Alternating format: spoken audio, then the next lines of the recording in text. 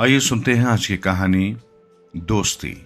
मोहन ने मुझे अपने घर चलने और वहां रात को ठहरने के लिए आग्रह किया और मैं फौरन रजामंद हो गया। कोई समय था कि हम दोनों का उठना बैठना, खाना पीना, घूमना फिरना और लिखना पढ़ना साथ ही होता था। वो न सिर्फ उम्र में मेरे बराबर था बल्कि मेरा पड़ोसी भी था।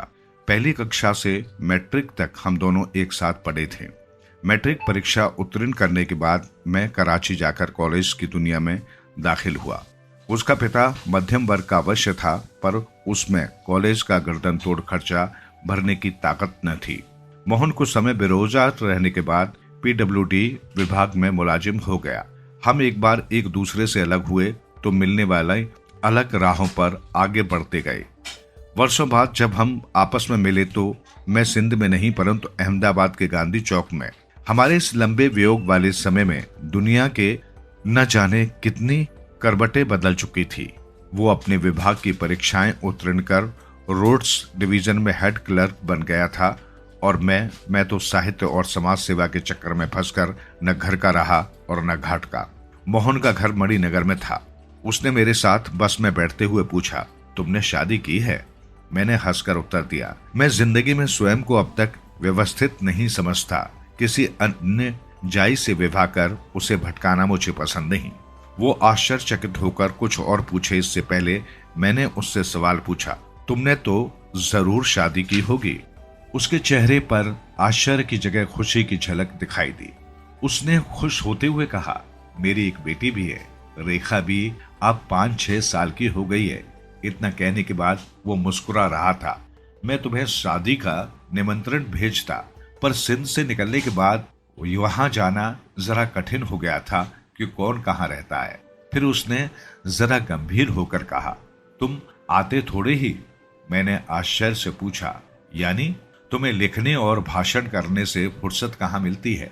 वो हंसा और मैंने मुस्कुराने की कोशिश की। हम दोनों घर के बरामदे में दाखिल होने वाले ही थे कि रेखा दौड़ती आई और अपने पिता से लिपट गई। उसने कहा, दादा आप पाकिस्तान से गाय ले आए? मोहन ने मेरी ओर देखकर कहा, हमारे पड़ोसी ने कल एक गाय खरीदी। रेखा कहने लगी, मुझे भी एक गाय चाहिए। मैंने टालने के लिए उससे कहा, हमारी गाय पाकिस्तान में है। तो वो कहने लगी, पाकिस्तान से गाय ले आओ। मैं हंस पड़ा। रेखा ने फिर अपना सवाल दोहराया, आप पाकिस्तान से गाय ले आए? मोहन ने नीचे बैठकर रेखा की बाहें अपने गले में डालते हुए कहा, कल जरूर ले आऊंगा। आज अपने चाचा से तो मिल, उससे नमस्ते तो करो बेटा। रेखा ने अपनी नाजुक बाहें मोहन के गले से आजाद कर अपने कोमल हाथ मेरी ओर जोड़कर कहा, चाचा जी नमस्ते। मेरे हाथ अपने आप उसके हाथों की ओर बढ़े। मैंने उसे गोद में उठा लिया और प्यार से पूछा, तुम्हारा नाम क्या है? उसने कहा, रेखा। मम्मी मुझे रेखा रानी कहकर बुलाती है। मैंने उसका दाहिना हाथ उठाकर अपने गले के पीछे घुमा लिया और उसे खींचकर छाती से लगा लिया। मोहन ने हंसकर कहा, लेखक महाशय, शादी बंधन ही सही, पर उसकी अपनी बरकतें हैं। मुझसे उसकी बात को नकारने का साहस न था। मैंने चुपचाप निहायत कोमलता से रेखा को नीचे उतारा। वो दौड़ती हुई घर के भीतर चली गई। मैं एकटक उसकी ओर देखता रहा। मोहन ने मेरी मानसिक स्थिति भांप ली। उसने बात बदलते हुए, बाबा प्रिया कहा करते थे, जब माखन था तब दांत नहीं थे, जब दांत हैं तब माखन नहीं है। मैं अभी तक दरवाजे की ओर ताक रहा था, पर मोहन ने जब मुझे अंदर चलने के लिए कहा तो मैंने खुश्क आवाज में उत्तर दिया, मैं यहीं बैठता हूँ। इतना कहकर मैं बरामदे में रखी हुई मूस से बुनी खाट की ओर बढ़ा। मैं खाट के पास पहुंचा ही था तो उससे पहले ही घूंघट से मुंह ढके एक औरत हाथ में शतरंजी लेकर खाट तक पहुंच गई। मोहन ने उससे शतरंजी लेकर कहा, मुंह क्यों ढका है? ये मेरा दोस्त है, भाइयों से भी ज्यादा। उस औरत ने कोई उत्तर न दिया और न ही घूंघट हटाया। वो चुपचाप मोहन को शतरंजी बिछाने में मदद करती रही। शतरंजी बिछ गई तो मेरी ओर घूरकर रेखा से तकिया लेकर चारपाई के सिरहाने की ओर रखा और फिर चुपचाप अंदर चली गई। रेखा को देखते ही मैं समझ गया था कि मोहन की पत्नी सुंदर होगी। औरतों के हाथ और पैर देखने से ये मालूम हुआ कि वो गोरे रंग की थी। मैं खाट पर बैठा ही मोहन के कपड़े बदलने के लिए अंदर चला गया। रेखा धीरे धीरे टहलती आगे बढ़ती हुई मेरे पास आई, फिर धीरे से पूछा, मैं अपनी गुड़िया तुम्हें दिखाऊं? मैंने कहा हाँ हाँ ले आओ। रेखा जब वापस आई तब उसके हाथों में गुड़िया नहीं मिठाई की प्लेट थी। उसके पीछे उसकी माँ घूंघट से मुंह ढके एक छोटी तिपाई ला रही थी। मोहन ने तौलिया मेरी ओर बढ़ाया। मैं हाथ मुंह धोकर फिर अपनी खाट पर आ बैठा तो रेखा अपनी गुड़िया हाथों में लेकर हिलती डुलती मेरे पास आई। मैंने उससे कहा, वाह गुड़िया तो बहुत सुंदर है। रेखा ने पूछा, मुझसे भी सुंदर है। मैं क्षण भर के लिए कोई उत्तर न दे सका। मैंने मिठाई का एक टुकड़ा उसकी ओर बढ़ाते हुए कहा, नहीं, तुम तो इससे भी ज्यादा सुंदर हो। रेखा मिठाई न लेकर पीछे सरकती गई। मोहन ने उससे कहा, बेटा मिठाई लो ना, ये तुम्हारे चाचा है ना। रेखा मुझसे मिठाई लेकर गुड़िया मेरे पास ही छोड़कर कमरे में अंदर चली गई। जब वो दोबारा बाहर आई तब दूर से ही पूछती आई, आप मुझे कहानी सुनाएंगे? मैंने उसका हाथ पकड़कर उसे अपनी ओर खींचते हुए कहा, मुझे कहानी आती ही नहीं। मम्मी कहती है कि आपको बहुत सारी कहानियां आती हैं। मैंने आश्चर्य से पूछा, तुम्हारी मम्मी को कैसे पता चला? उसका उत्तर मोहन ने दिया, मेरी श्रीमती किताबें पढ़ने की बहुत शौकीन है। मैंने तुम्हारी इतनी कहानियां नहीं पढ़ी होंगी जितनी इसने पढ़ी हैं। मैंने हंसकर कहा, फिर भी मुझसे मुंह ढक रही है। मोहन ने कहा, कहती है दूसरी बार जरूर खोलूंगी, उनसे उनकी कहानियों के बारे में सवाल भी पूछूंगी।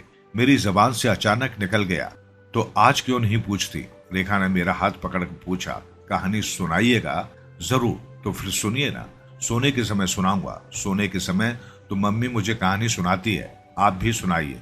आज तुम मम्मी के बजाय मुझसे कहानी सुनना, फिर मैं आपके साथ सोऊं। मैं कोई उत्तर न दे सका। मोहन ने कहा, ये हर रोज माँ से कहानी सुनती है, फिर माँ के पास ही सो जाती है। मैंने हंसकर रेखा के वालों पर हाथ फेरते हुए कहा, तो फिर तुम आज मेरे साथ सोना। बार बार रेखा मुझे कहानी सुनाने का वचन याद दिलाती रही। रेखा की मम्मी रोटी बनाने के समय फिर मेरे सामने आई, पर तब और भी ज्यादा घूंघट के साथ। मुझे उसका घूंघट एकाएक खटक रहा था, तो उसमें छुपी हुई एक सुंदर नारी नहीं एक श्रद्धालु पाठक से आमने सामने होने की उत्सुकता दूसरी ओर बढ़ रही थी। पर मेरी जबान में इतनी ताकत पैदा नहीं हुई कि मैं उससे कुछ बात कर सकूं। खाना खाने के बाद मोहन ने पूछा, यहाँ भोजन के बाद पान खाने की आदत तो जरूर हुई होगी? मैंने संक्षिप्त में उत्तर दिया, अब तक नहीं। हमें तो आदत है कि पान न खाया जाए तो खाना हजम ही न हो। ऐसा कहकर वो बरामदे से नीचे उतरने लगा। मैंने पूछा, कहाँ? उसने उत्तर दिया, चलो पान भी खाएं और थोड़ा टहल भी आए। रेखा ने जाकर अपने पिता की तर्जनी पकड़ी और कहा, पापा मैं भी चलूंगी। मैंने बरामदे में रखी खाट की ओर बढ़ते हुए कहा, आप आओ, मैं यहीं बैठा हूँ। रात के भोजन के बाद मुझे टहलने की आदत नहीं। रेखा ने पापा को खींचते हुए पूछा, आपके लिए पान लाएं? जरूर। मैं चारपाई पर बैठ गया। उसके जाने के बाद मेरा दिल अपने श्रद्धालु पाठक का दुख देखने और उससे कुछ बातें करने के लिए आतुर हो उठा। चारपाई से उठकर मैं घर के अंदर जाने के लिए आगे बढ़ा। अचानक पीछे से आवाज आई, मीठा पान खाएंगे या सादा? मैंने चौंककर पीछे देखा। रेखा आधे रास्ते से दौड़ती और हाफती हुई वापस आई थी।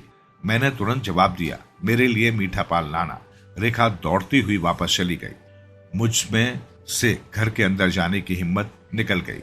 मैं बरामदे के आगे बने हुए ईंटों के चबूतरे पर टहलता रहा। रेखा की माँ एक बार फिर मेरे सामने आई, हाथ में दूध का गिलास लेकर।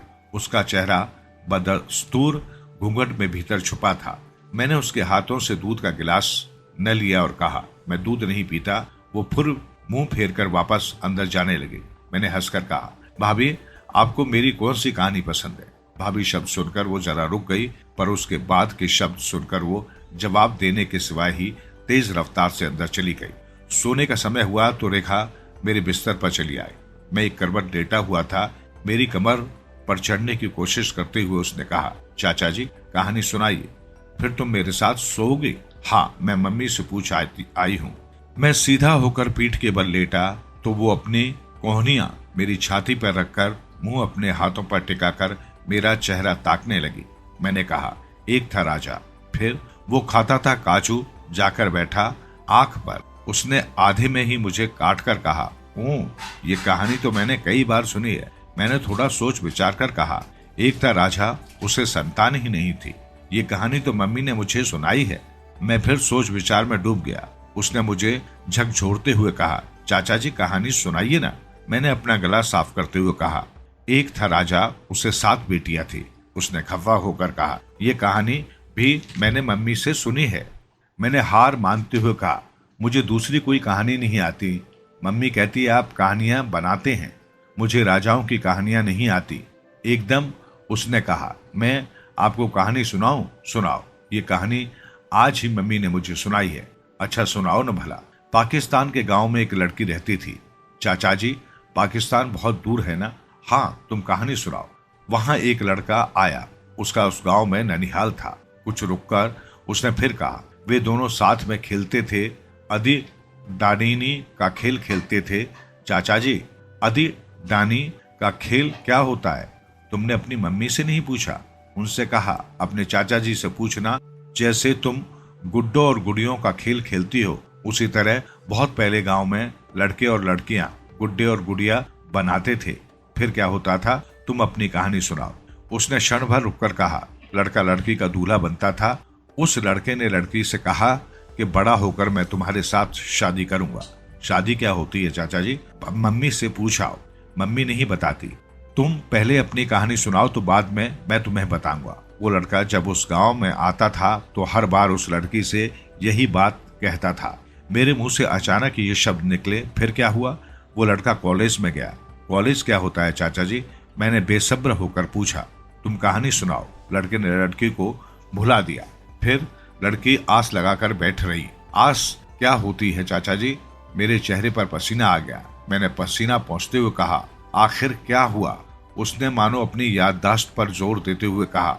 वो लड़का फिर उस गांव में नहीं आया और लड़की की शादी उसके माँ बाप ने किसी दूसरे लड़के से कर दी। मुझे मानो सांप सूंघ गया। मेरी जबान से एक शब्द न निकला।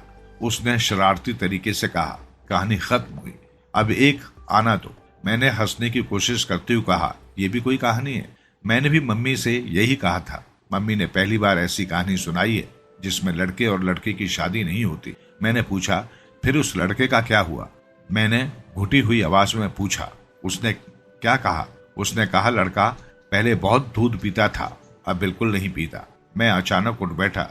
मेरी हालत उस आदमी की तरह हो गई जिसे सांप ने काटा हो और जहर उसकी नस नस में फैलकर उसके पूरे शरीर को पीड़ित कर गया हो। उस समय मोहन बाहर निकला। मुझे परेशान देखकर उसने कहा, रेखा ने तुम्हें शायद बहुत तंग किया है। मैंने रुमाल से अपना चेहरा पोंछते हुए कहा, गांधी चौक से बस चलती होगी। उसने घड़ी देखकर कहा, 10:30 बज गए, अब बंद हो गई होगी। फिर भी क्यों? मैं चारपाई से उठकर खड़ा हो गया और पूछा, टैक्सी मिलेगी? मुझे किसी से आज जरूर मिलना है। मोहन ने गंभीर होकर कहा, तुमने यहाँ रात रहने का वादा किया है, सुबह को वो बड़ौदा चला जाएगा। मैं चारपाई से उठ खड़ा हुआ। रेखा ने रोने सी आवाज में कहा, चाचा जी आप जा रहे हैं, मेरे साथ नहीं सोएंगे? मोहन ने कहा, लेखक होना भी मुसीबत है। मैंने रेखा से कहा, तुम मेरे साथ चलोगी? उसने बेधड़क कहा, मम्मी चलेगी तो मैं भी चलूंगी। मेरा मूड खराब हो गया। मोहन ने कहा, मैं कपड़े बदल कर आता हूँ, स्टेशन रोड पर शायद कोई टैक्सी मिल जाए। मैंने रेखा को गोद में उठाकर कहा, मम्मी से कहना कि वो लड़की लड़के से शादी कर दुखी हो जाती, अब वो बहुत सुखी है। बरामदे के दरवाजे की ओर से एक जरानी आवाज आई, गोया कोई अपने आप से बात करते हुए कह रही थी, औरतों के सुख की नाप तोल मर्दों से निराली है। मेरे पास इसका कोई जवाब नहीं था। मोहन कपड़े बदलकर मेरा जैकेट भी लेता आया। मैं जैकेट पहनकर बरामदे से नीचे उतरा। मोहन ने हंसते हुए कहा, सुबह को उससे मिल न सकोगे ना? कहकर मैं आगे बढ़ा। मोहन पीछे कहता आया, बचपन वाली जिद की आदत अभी तक तुम में है। पीछे रेखा की आवाज आई, चाचा जी टाटा, फिर कब आएंगे? मैंने मुंह पीछे फेरने के सिवाय हाथ के इशारे से उससे विदाई ली।